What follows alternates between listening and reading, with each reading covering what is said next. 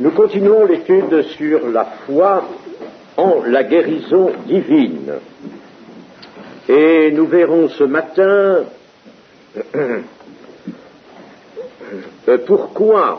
comment cette foi en la guérison divine s'est perdue dans le christianisme et pourquoi il faut maintenant la restaurer.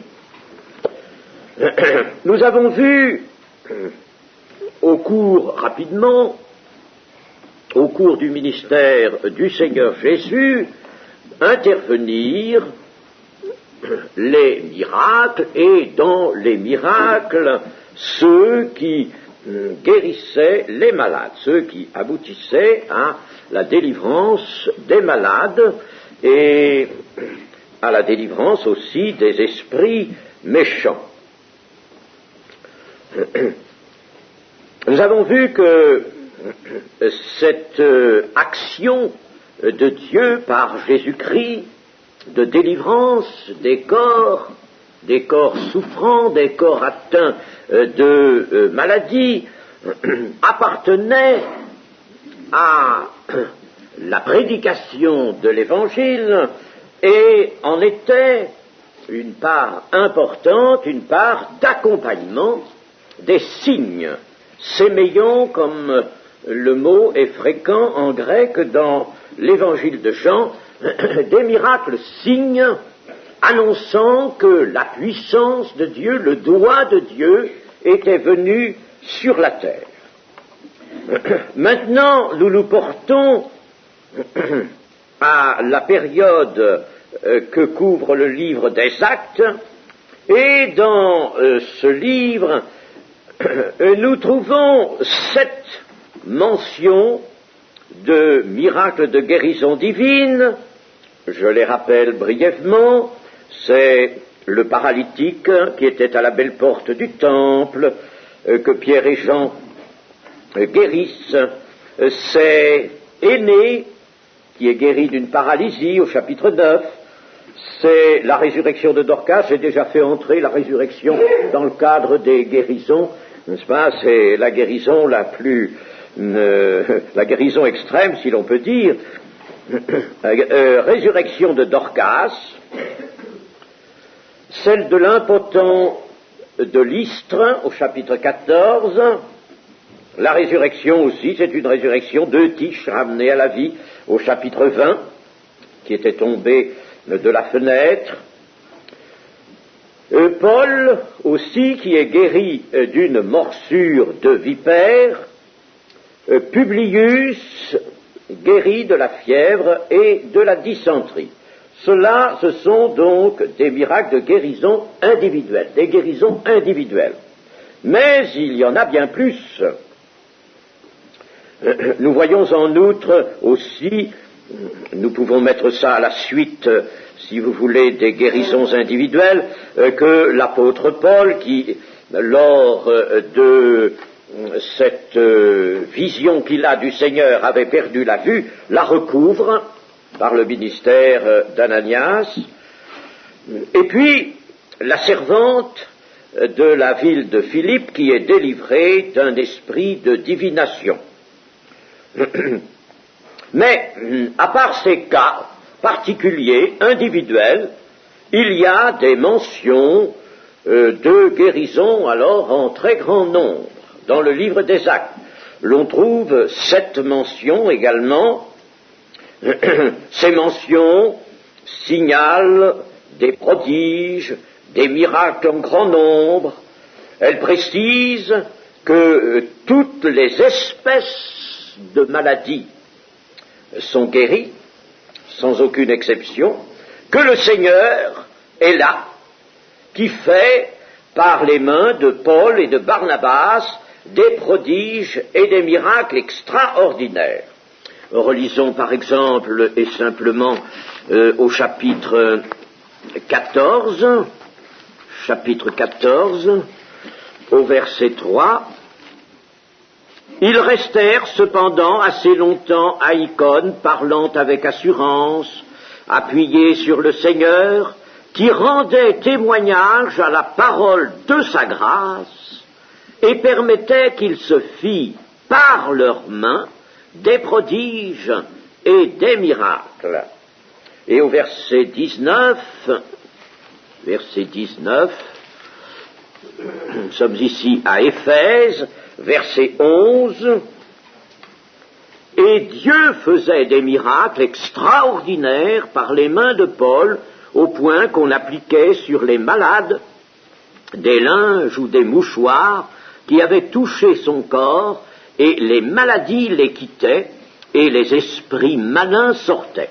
Vous voyez ici, n'est-ce pas, Dieu faisait des miracles extraordinaires par les mains de Paul. En somme, par les mains de Paul ou de Paul et de Barnabas. Cela veut dire que Paul et Barnabas étaient de simples instruments, mais que c'était bien Dieu qui accomplissait et même qui manifestait une volonté particulière, une volonté générale, mais qui devenait particulière à chaque cas, de guérir d'une façon miraculeuse.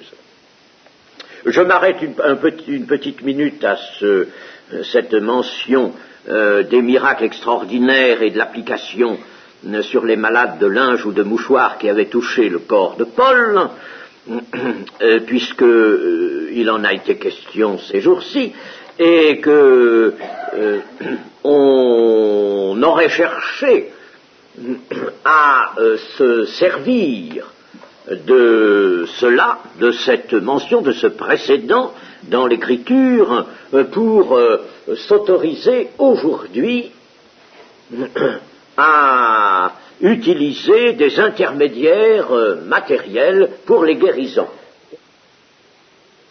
Ainsi, il s'est produit, cette fois-là seulement, dans cette circonstance-là seulement, il s'est produit des miracles de guérison qui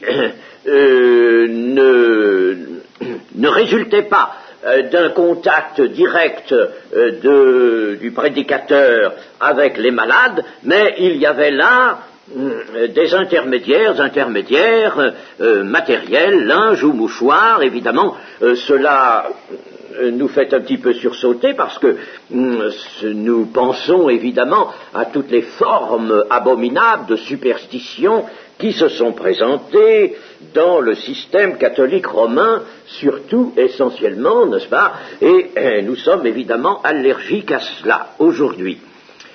Mais il est évident qu'il n'y avait point là d'indication en vue d'une prolongation de ce mode de transmission, si l'on peut dire, de la puissance de Dieu pour la guérison. Seulement, quand on regarde le contexte, on s'aperçoit que la parole de Dieu avait été prêchée, et cela d'une façon continuelle, dans l'école d'un nommé Tyrannus, par l'apôtre Paul. Cela dura 2 ans, de sorte que tous ceux qui habitaient l'Asie, juifs et grecs, entendirent la parole du Seigneur. Il y a eu là une telle dispersion de la parole du Seigneur, bien entendu, à cette école que Paul avait établie dans un local à Éphèse. Eh bien, de là, bien sûr, des hommes étaient sortis. Ils avaient peut-être assisté à 2-3 mois, mettons, d'enseignement auprès de l'apôtre Paul, et c'était un enseignement intensif, et ils étaient allés porter la parole dans toute l'Asie, si bien que là, il y a eu une telle dispersion de la parole, une telle force, que c'en est allé jusque-là, n'est-ce pas, jusqu'à des miracles de cet ordre. Et il est évident que là, il n'y avait point d'intention superstitieuse, mais la foi avait trouvé ce moyen tout simple, presque naïf, disons, d'établir une relation entre l'apôtre Paul d'où paraissait venir, ou par lequel venaient, disons, oui, les guérisons, la puissance de guérison, et puis alors des malades qui ne pouvaient pas avoir contact avec lui, soit qu'ils ne pouvaient pas se déplacer, soit que l'apôtre Paul était déjà si largement entouré qu'on ne pouvait plus l'approcher. Alors, il fallait que d'autres en bénéficient, et Dieu a permis que d'autres en bénéficient en utilisant comme véhicule ces linges et ce moyen, mais cela d'une façon tout à fait transitoire, et parce que, justement, la foi était dénuée de toute pensée superstitieuse et idolâtre. Ainsi, c'était bien la volonté de Dieu que les miracles et les guérisons se perpétuent dans toute la vie de l'Église, toute, disons, la carrière de l'Église. Les apôtres et les diacres, remplis du Saint-Esprit, vont prêcher l'Évangile et guérissent comme le Seigneur l'avait fait, et cela ne pouvait que se développer. Non pas se restreindre à partir du départ du Seigneur Jésus de cette terre, mais ne pouvait que se développer. Le Seigneur avait dit en effet dans Jean 14 et au verset 12 ceci: en vérité, je vous le dis, celui qui croit en moi fera aussi les œuvres que je fais, et il en fera de plus grandes, parce que je m'en vais au Père, et tout ce que vous demanderez en mon nom, je le ferai, afin que le Père soit glorifié dans le Fils. Si vous demandez quelque chose en mon nom, je le ferai. Ces trois versets ont entre eux, bien entendu, une étroite relation. D'abord, le Seigneur proclame là une promesse destinée à celui qui croit en lui. Il reste dans la généralité. Le Seigneur, vous voyez, conserve toujours une grande généralité. Celui qui croit en moi fera aussi les œuvres que je fais. Parce que celui qui croit dans le Seigneur Jésus et qui croit en sa parole, qui garde en sa parole, cela veut dire, et bien entendu tout cela, eh bien, celui-là va se conformer aussi aux autres instructions qui sont dans l'Écriture, bien entendu. Alors, il fera aussi les œuvres que je fais, donc il pourra reproduire les miracles, parce que dans les œuvres du Seigneur, il y avait essentiellement tous les signes, les miracles et les guérisons, et il en fera de plus grandes. Non pas par une extension plus large, non, il en fera de plus grande. Le texte grec est bien là, de plus importante. C'est extraordinaire. Mais non, ce n'est pas extraordinaire, parce que lui, il le fera, c'est ce qu'on verra sur la terre, mais en réalité, c'est le Seigneur qui le fera, et qui fera ces choses plus grandes, parce que je m'en vais au Père, parce que le Seigneur Jésus va quitter les limitations de l'homme sur la terre et revenir à sa gloire première, siéger à côté de Dieu le Père, être la tête du corps de l'Église, et de là, bien entendu, pouvoir dispenser la puissance du Saint-Esprit d'une façon plus grande encore. Le Seigneur Jésus, par exemple, n'a jamais guéri de toute une série de malades simplement avec son ombre, n'est-ce pas, en passant près des malades qui étaient couchés par terre. Et puis Pierre l'a fait, cela. Seulement, disons ceci, c'est que l'Écriture ne nous laisse pas nous égarer sur ce point. C'était bien le Seigneur qui le faisait par les mains de quelqu'un. C'était le Seigneur. Ainsi, c'était bien la volonté de Dieu que les miracles se continuent, les apôtres, les diacres, remplis du Saint-Esprit, les accomplissaient, mais Pierre n'invoque pas même ce don de guérison dont nous parle la première épître de Paul aux Corinthiens. Il n'invoque même pas ce don de guérison. Que dit-il, l'apôtre Pierre, dans Actes 3, verset 12? Pierre, voyant cela, dit au peuple: Hommes israélites, pourquoi vous étonnez-vous de cela? Il y a la guérison, là, de cet impotent qui était à la belle porte. Pourquoi vous étonnez-vous de cela? Pourquoi avez-vous les regards fixés sur nous, comme si c'était par notre propre puissance ou par notre piété que nous eussions fait marcher cet homme? Le Dieu d'Abraham, d'Isaac et de Jacob, le Dieu de nos pères, a glorifié le nom de son serviteur Jésus, que vous avez livré et renié devant Pilate, qui était d'avis qu'on le relâchât.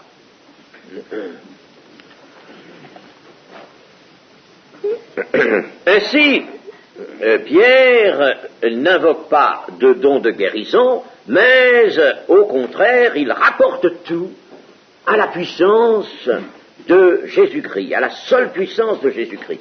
En somme, l'instrument s'écarte, il faut que l'on sache que l'homme a été un véhicule, un instrument d'une puissance qui ne lui appartient pas, dont il n'a pas même la disposition personnelle.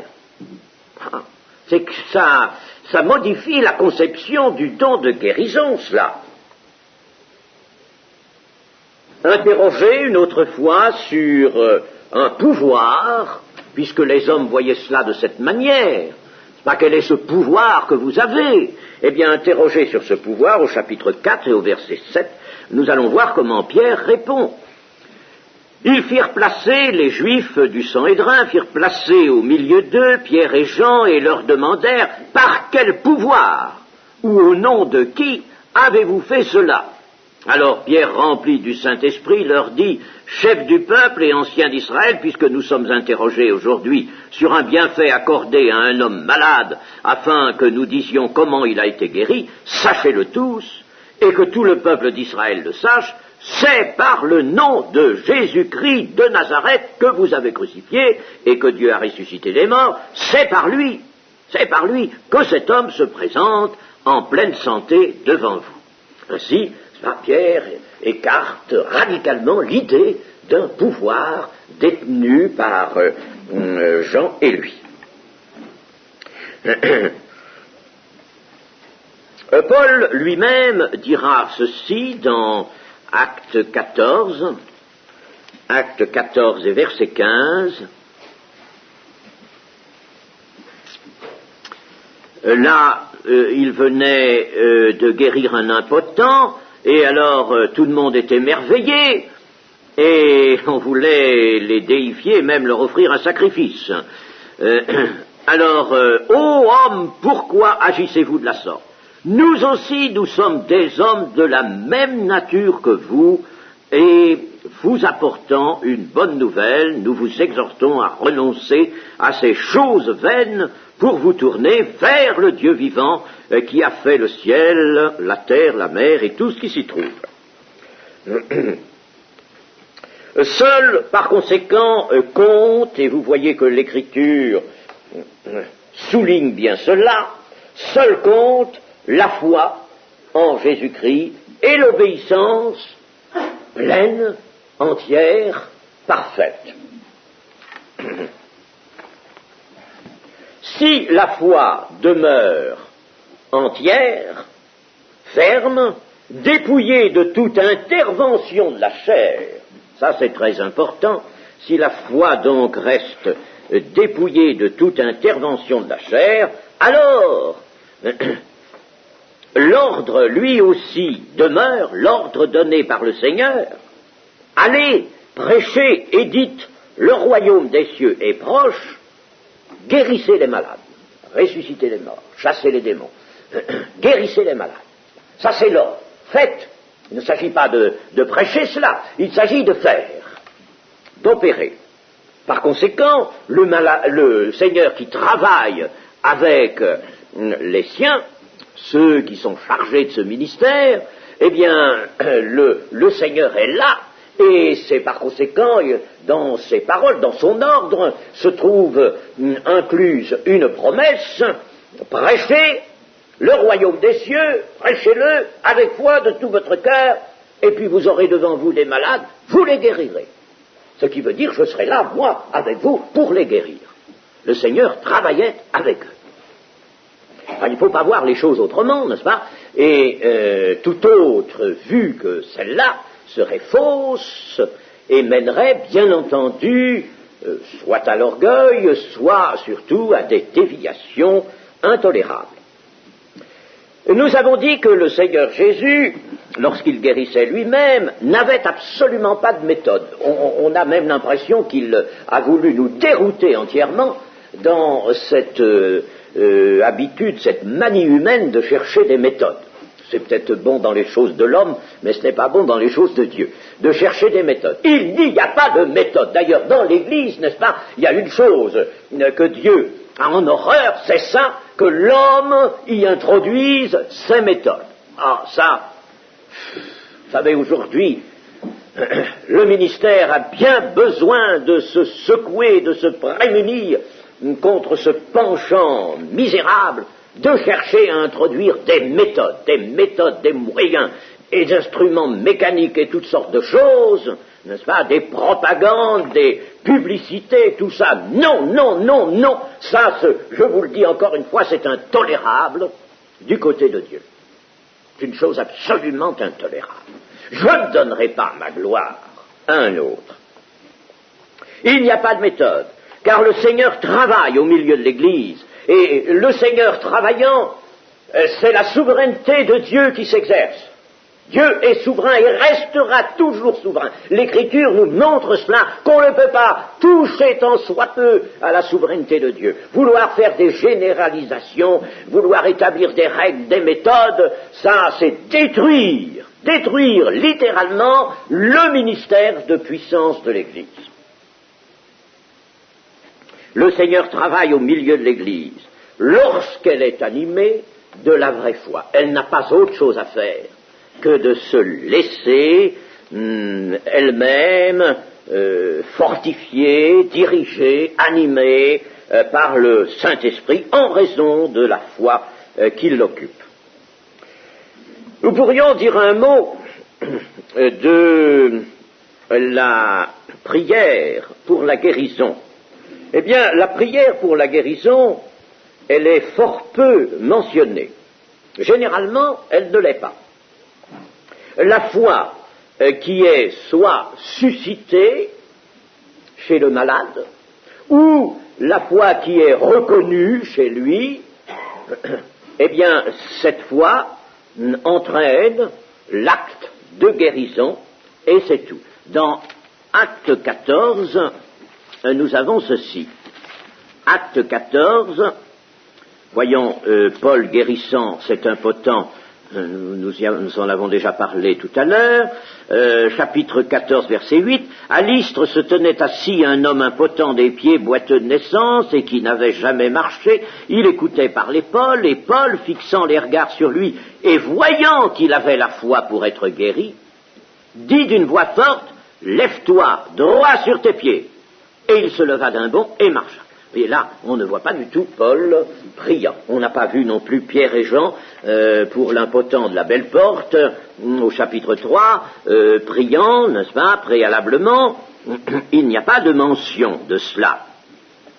À la belle porte du temple, là, il y a quelque chose même de tout à fait différent de ce que nous trouvons au chapitre 14, à savoir que cet homme de la belle porte ne paraît pas du tout avoir la foi, exercer la foi. Que voit-il? Il est là, assis à la belle porte du temple, il voit tous les jours Pierre et Jean qui passent, qui entrent, les autres apôtres aussi, ils entrent, ils passent, bon, pour lui, c'est comme ça, la vie est comme ça, on le transporte là, on le met là pour qu'il puisse recevoir des aumônes, et puis c'est tout, la vie c'est comme ça pour lui, n'est-ce pas? Il ne semble pas qu'il y ait là. Et puis, voici que ce jour-là, Pierre, Jean, en entrant, eh bien, l'homme s'avise à leur demander l'aumône. Et alors, Pierre fixe les yeux sur lui et dit « Regarde-nous », il les regardait attentivement, s'attendant à recevoir d'eux quelque chose, une pièce de monnaie. À recevoir quelque chose. Alors Pierre lui dit « Je n'ai ni argent ni or. Mon pauvre ami, je vais te décevoir, je n'ai pas d'argent à te donner.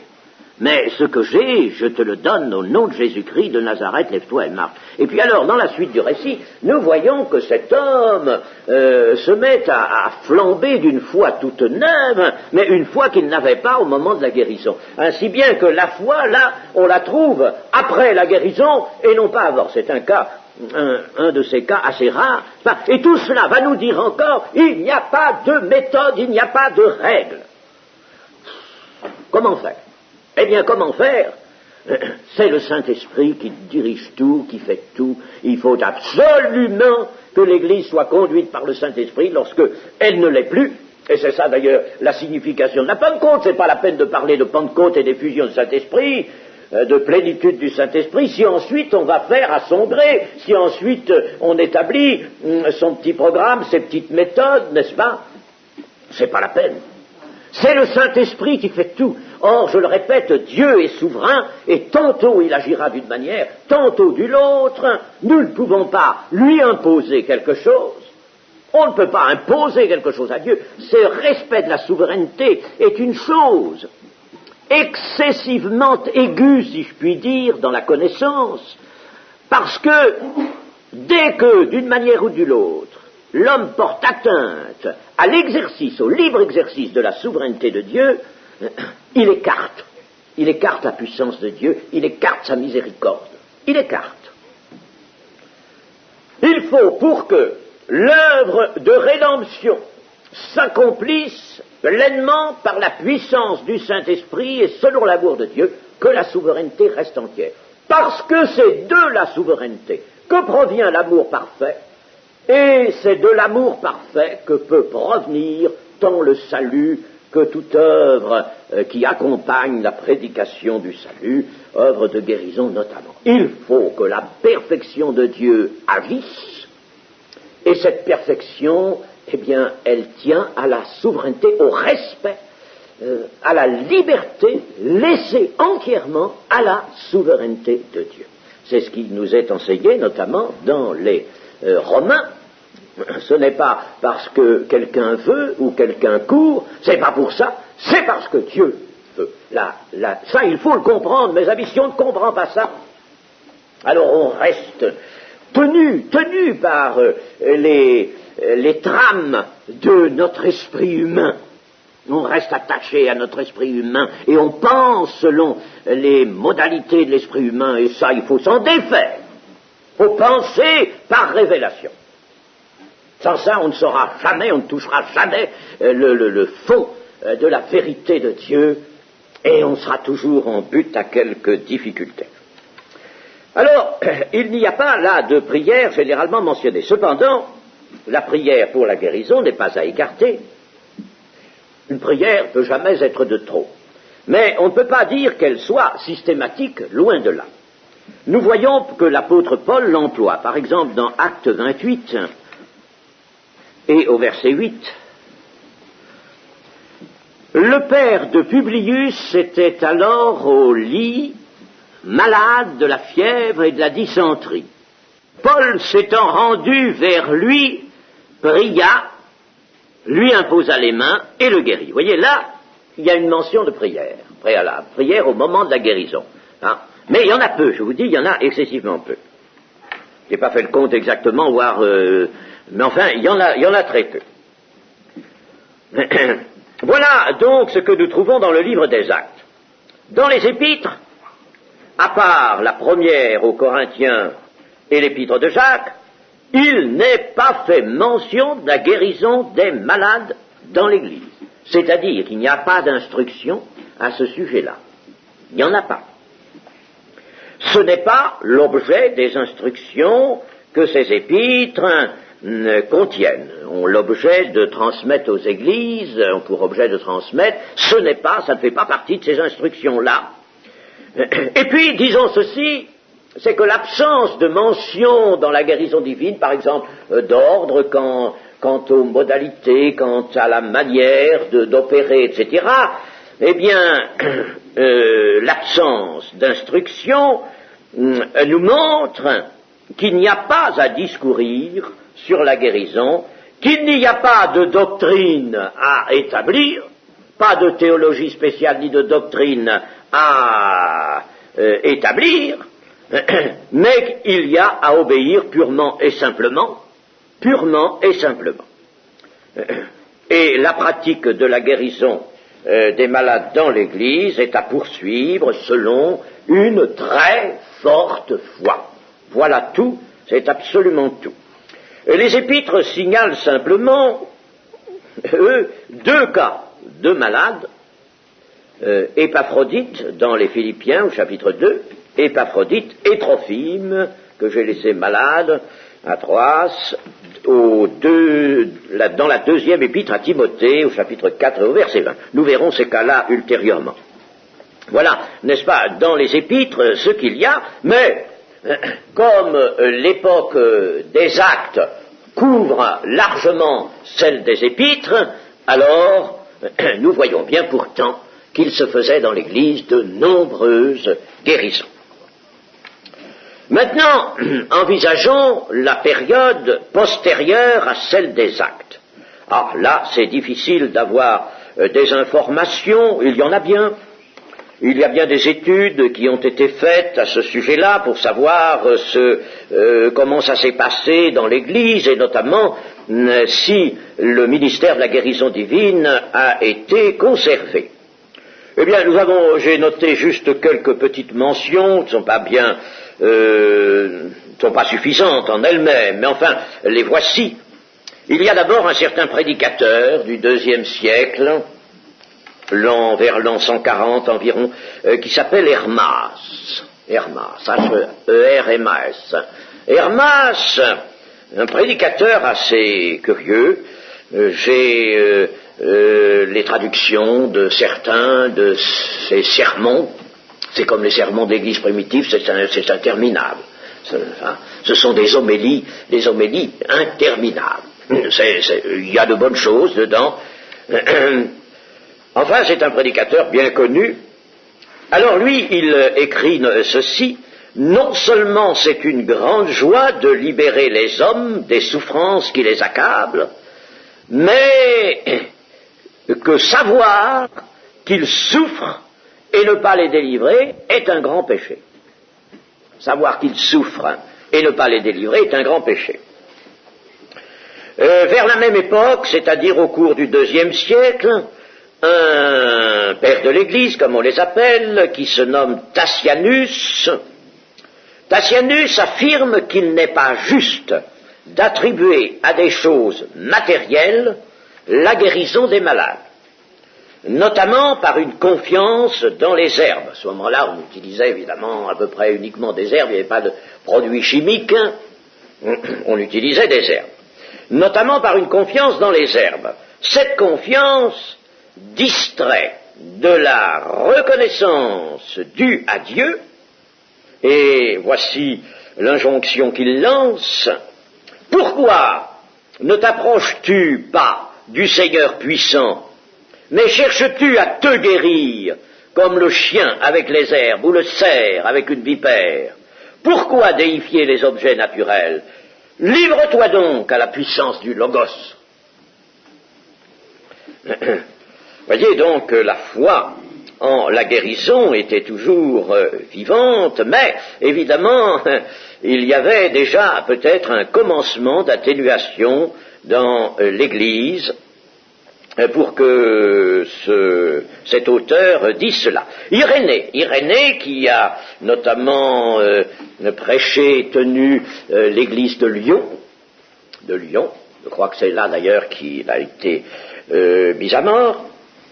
Alors là, c'est toujours au cours du IIe siècle, mais dans la deuxième partie du second siècle, vers 180, alors Irénée souligne les œuvres de guérison que les chrétiens, dit-il, sont seuls capables de faire. Il précise les guérisons, c'est-à-dire rendre la vue aux aveugles, et l'ouïe aux sourds, chasser toutes sortes de démons, guérir les faibles, les paralytiques, ceux qui sont atteints d'autres détresses corporelles, et même ressusciter les morts. Ceux qui sont véritablement ses disciples, écrit-il, recevant de lui la grâce, font des miracles en son nom pour le bonheur des autres, selon le don que chacun a reçu de lui. Tertullien, Tertullien, c'est tout à fait à la fin du second siècle, vers 200, mettons. Il parle de guérison dans des cas de cécité, de lèpre, de paralysie et de possession. Il mentionne aussi la résurrection des morts. Origène, alors là c'est le IIIe siècle, 230 environ, l'année 230, il parle de la délivrance de mauvais esprits, de guérisons qui sont opérées dans l'Église. Il affirme que le nom de Jésus peut toujours guérir des malades. Augustin, qui est, lui, à cheval sur le IVe et le Ve siècle, 354 à 430, mentionne des miracles qui, dit-il, ont eu lieu sous mes yeux. Des miracles, et surtout des guérisons, ont eu lieu sous ses yeux. Mais, bien sûr, un déclin progressif s'est produit, venant réduire et annuler le ministère de l'Église en matière de délivrance et de guérison des malades. Pourquoi ce déclin? Eh bien, ce déclin est apparu, bien sûr, uniquement parce qu'il y a eu un déclin de la vraie foi. Il y a eu une altération de la piété qui a été mélangée à toutes sortes d'intentions, de pensées, de superstitions. Il y a eu un éloignement des sources évangéliques de la foi, bien que la parole, la Bible ait été continuée à être prêchée très longtemps encore. Éloignement des sources évangéliques, de la foi, introduction du paganisme et de l'autorité hiérarchique.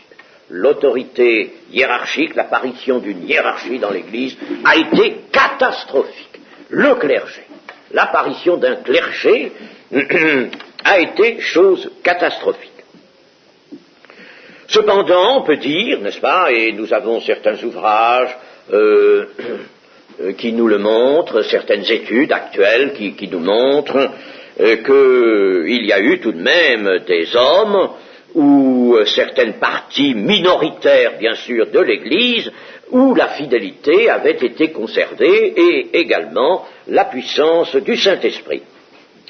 Mais dans le gros du christianisme, ce fut alors les discussions théologiques qui apparurent, les controverses, le développement des règles, d'un droit canon, de toutes ces règles codifiées, on faisait un droit canon, l'apparition de la liturgie, alors là qui cristallise des manières de faire, des règles, n'est-ce pas, et emprisonne en quelque sorte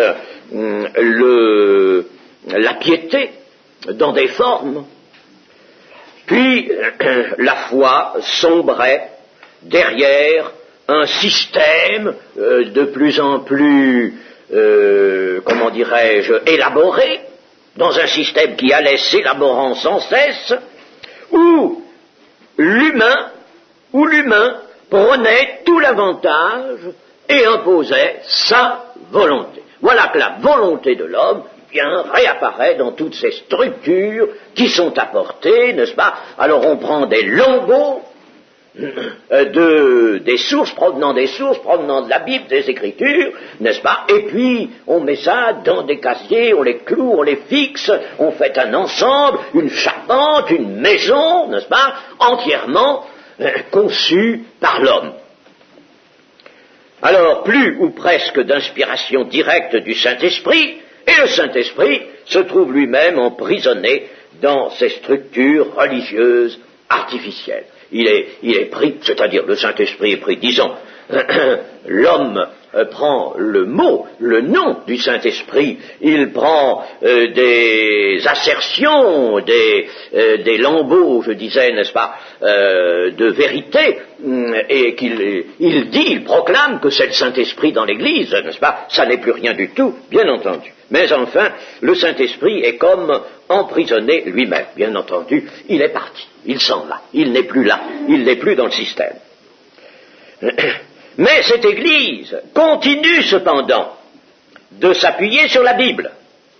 C'est qu'on professe toujours, n'est-ce pas, que l'on est apostolique. D'ailleurs, le système catholique romain dit toujours, n'est-ce pas, qu'il est apostolique. L'Église catholique apostolique romaine, elle est apostolique. Je ne sais pas comment, mais elle est apostolique parce que le pape est l'héritier de Pierre. Alors elle est apostolique. Eh bien, on continue à s'appuyer sur la Bible, malgré la disparition de la puissance du Saint-Esprit, mais cette disparition de la puissance du Saint-Esprit, il va falloir l'expliquer. C'est très beau de dire nous sommes apostoliques, nous sommes les apôtres. Et les apôtres, ils avaient de la puissance, par leurs mains, le Seigneur travaillait, tandis que par les mains de ces messieurs mitrés, habillés, n'est-ce pas, de dentelle, parés de toute manière, avec des anneaux, des beaux anneaux et des pierres aux doigts, il n'y a plus rien, il n'y a plus aucune puissance. Alors, il faut bien expliquer la chose. Comprenez? Il faut expliquer la chose, la puissance a disparu. Alors, comment les dignitaires de l'Église vont-ils expliquer cela? Ils ne peuvent évidemment pas avouer, qu'ils sont dépossédés du vrai ministère de puissance. Ils ne peuvent pas dire, le Saint-Esprit nous a quittés, nous n'avons plus que le souvenir. Nous n'avons plus que les mots. Nous avons des mots sans puissance, mais nous n'avons plus le Saint-Esprit. Ils ne peuvent pas avouer une pareille chose, n'est-ce pas? Au contraire, il faut qu'ils se donnent comme étant les grands ministres de Jésus-Christ, les successeurs des apôtres, et qu'ils disposent, eux, hautement du Saint-Esprit. Seulement, ça ne se voit pas. Ça ne se manifeste pas, il n'y a pas un seul évêque, pas même un pape pour avancer la main et guérir le plus petit rhume des foins, n'est-ce pas? Et par conséquent, il ne se passe plus rien du tout. Alors il faut expliquer ça. Eh bien, vous voyez, n'est-ce pas, comment le fait d'avoir abandonné la fidélité, la simplicité, la vraie foi, la vérité, comment on en est venu à l'hypocrisie, nécessairement, parce que on ne peut pas avouer qu'on a perdu ça. On ne peut pas avouer, on a perdu la puissance. Alors, je me rappelle cette petite histoire, là, quand le pape Paul V est allé à Jérusalem, il y est allé quelques années. Alors, je ne sais pourquoi, il y avait un musulman converti au catholicisme dans une maison, là, à Jérusalem, et 2 ou 3 personnes seulement accompagnaient le pape dans cette maison de cet homme, et puis le pape est venu là. Il a parlé à ce brave homme qui était paralysé, entièrement paralysé, couché sur un lit. Alors, il lui a apporté de bonnes paroles, il lui a remis une petite boîte en ivoire, avec dedans, je ne sais pas, une vierge ou quelque chose comme ça, n'est-ce pas? Il lui a fait un beau petit présent, un objet d'art, et puis il a dit au paralytique, c'était dans le journal, priez pour moi. Il n'a pas prié pour lui, il a demandé qu'on prie pour lui. Et alors, ça a figuré dans un journal, notamment à Bordeaux, et notre frère, qui n'est plus avec nous maintenant, Jacques Paillet, qui était ancien de l'église de Bordeaux, Jacques Paillet avait trouvé dans le journal une longue relation de cette affaire-là, de cet événement, et alors il n'avait pas pu se contenir, il avait écrit au journaliste en lui disant « Mais enfin tout de même, si Paul VI est l'héritier, le successeur de Saint-Pierre, comment cela se fait-il? Si Saint-Pierre, comme vous dites, ou tout simplement l'apôtre Pierre, était allé voir ce paralytique, lui, il aurait dit, au nom de Jésus-Christ, lève-toi et marche. Alors, pourquoi Paul VI n'a-t-il pas fait cela? Voulez-vous m'expliquer ça, disait-il au journaliste. Alors le journaliste lui a répondu en lui disant: vous savez, monsieur, vous avez peut-être raison, mais moi je fais mon métier, hein. Je ne peux pas vous dire autre chose que ça. Je n'ai rien d'autre à vous dire. Alors, n'est-ce pas, évidemment, cette perte, il faudrait tout de même que le bon sens public soit un petit peu en alerte devant ça. Très beau de se dire, Paul VI, en arrivant à Genève, au centre œcuménique, devant un pasteur protestant, un héritier de la Réforme, Paul VI, vous savez, est allé faire une visite à Genève aussi. Et puis quand il est arrivé, il a dit à ce pasteur, bon, c'était une flèche terrible, notre nom est Pierre. Et le pasteur s'est incliné devant le pape, malgré cela, comme devant Pierre, n'est-ce pas? Pierre, notre nom est Pierre. Il lui a pas dit Paul VI, il lui a dit notre nom est Pierre. Ça veut dire tu sais et tu dois savoir, mon ami, et tu dois entendre de tes deux oreilles que je suis le successeur de Pierre, sur le trône de Pierre. Pour expliquer que le ministère de puissance avait disparu, était en quelque sorte voilé, on décréta plusieurs choses. On décréta d'abord que la maladie peut très bien être voulue, et que c'est souvent le cas, elle est voulue de Dieu, elle est envoyée par Dieu pour la sanctification du malade. Ça voulait dire, mon ami, ne compte pas qu'on te guérisse maintenant, parce que c'est Dieu qui t'a mis dans cet état, pour te sanctifier.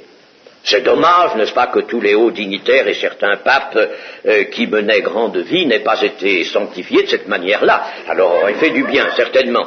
Bon, mais enfin, c'est ce qu'on avait décrété. C'était bon pour le peuple laïque, ça, le peuple des croyants. C'est pour la sanctification du malade.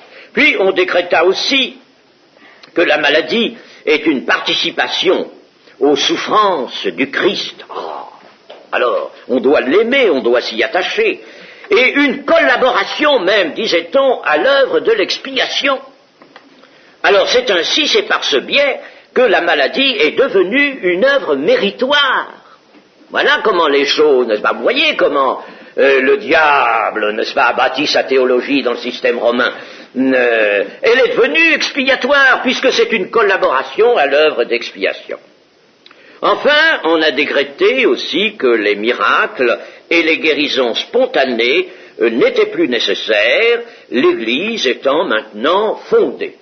On l'a d'ailleurs cela beaucoup dit du côté protestant, et on le dit encore même dans certains milieux évangéliques qui ne veulent plus de la guérison divine. L'Église est maintenant fondée. Je demande un peu comment elle est fondée, l'Église.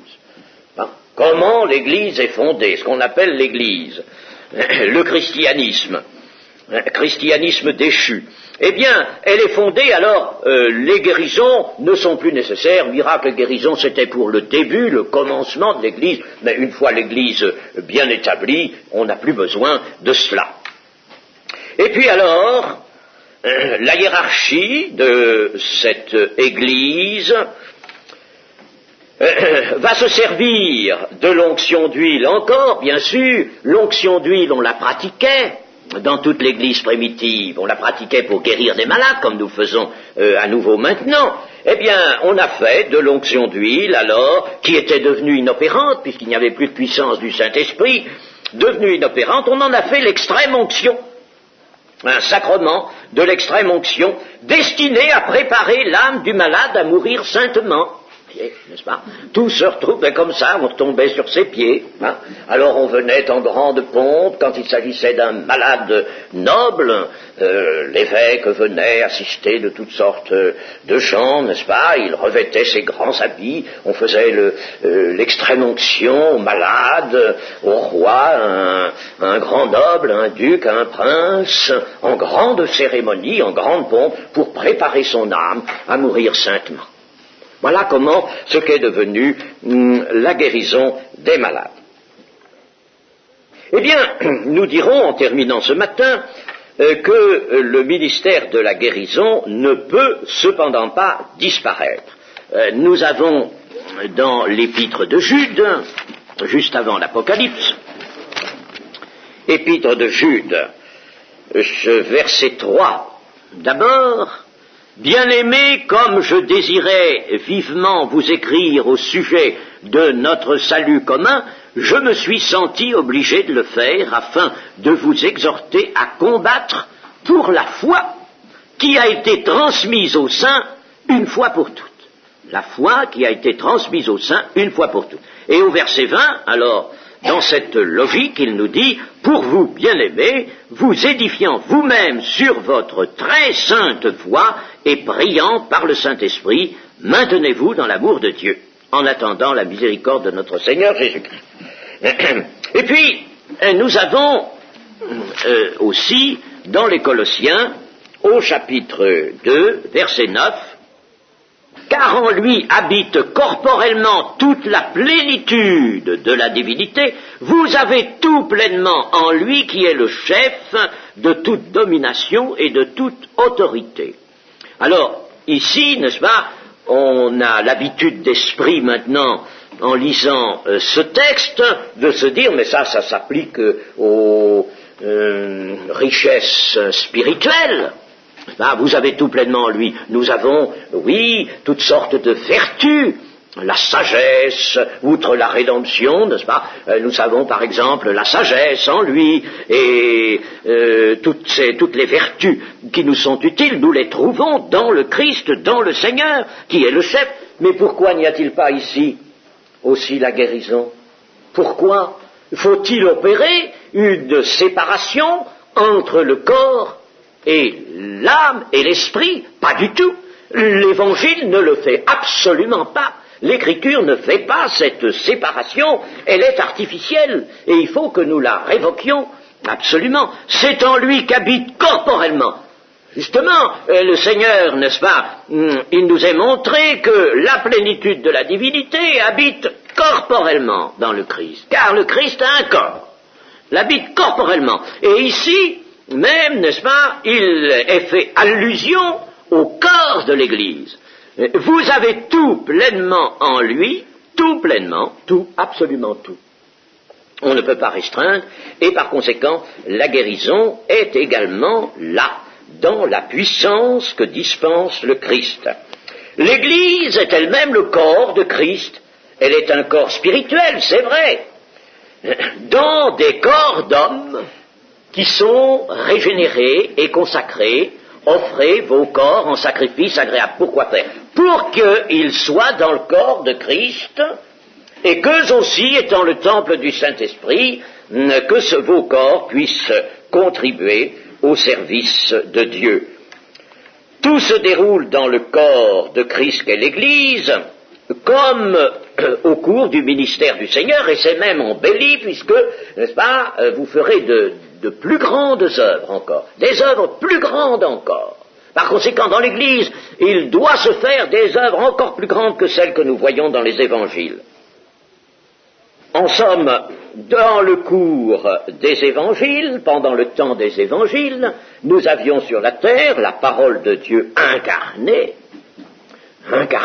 le Christ est la parole de Dieu incarnée, et maintenant, les chrétiens ensemble, ceux qui sont vraiment régénérés, bien entendu, n'est-ce pas, ceux qui sont authentiquement nés de nouveau, régénérés, et qui se tiennent dans la présence du Seigneur, qui vivent d'une vie de communion, eh bien, alors, ça c'est le corps de Christ, mais le corps de Christ sur la terre a des corps, dispose des corps de ses membres, n'est-ce pas? Vos membres sont les membres de Christ. Il dispose de ses membres. Eh bien, il y a l'incarnation du Christ dans ce corps et qui est fait d'innombrables personnes, n'est-ce pas? Eh bien, dans ce corps, il y a l'incarnation. Le Christ est incarné. La vérité est incarnée. Ça, c'est une étude extrêmement intéressante, n'est-ce pas, qui est à faire et qui amène nécessairement à cette conclusion. La guérison n'est donc pas un moyen de propagande. Voilà ce matin encore la conclusion déjà formulée sur laquelle nous reviendrons cependant. La guérison n'est pas un moyen de propagande, elle est une part du ministère de l'Église, elle est la grande part des signes d'accompagnement qui accompagnent la prédication du royaume. Elle doit constamment diriger les regards sur le Seigneur et sur le royaume. Quand le Seigneur Jésus opérait une guérison, eh bien, ce n'était pas une guérison comme celle que pouvait opérer un médecin, mettons, par des soins, ou un guérisseur quelconque, n'est-ce pas? Ce n'est pas du tout la même chose. Lorsque Christ opérait une guérison individuelle, cette guérison avait un sens élargi sur le royaume de Dieu. Elle intervenait comme un signe dans le royaume de Dieu. Et un médecin peut guérir un malade, il fait un cas isolé qui reste isolé, et puis c'est tout. Alors, vous voyez, dans l'Église, la même chose. Lorsque l'Église opère des guérisons, ce n'est pas un cas isolé qui doit rester isolé, sans aucune signification. Il faut qu'il soit le signe du royaume de Dieu qui est venu et qui est en train de venir, qui se prépare, mais la puissance du royaume de Dieu est à l'œuvre. Et c'est le signe de ça, et ça entre dans les manifestations de la puissance du signe. Aucune guérison ne doit sortir de ce cadre. Aucune guérison ne doit être demandée et désirée comme un but en elle-même. Aucune guérison n'intervient, n'est-ce pas, pour simplement le petit bonheur de celui qui est guéri.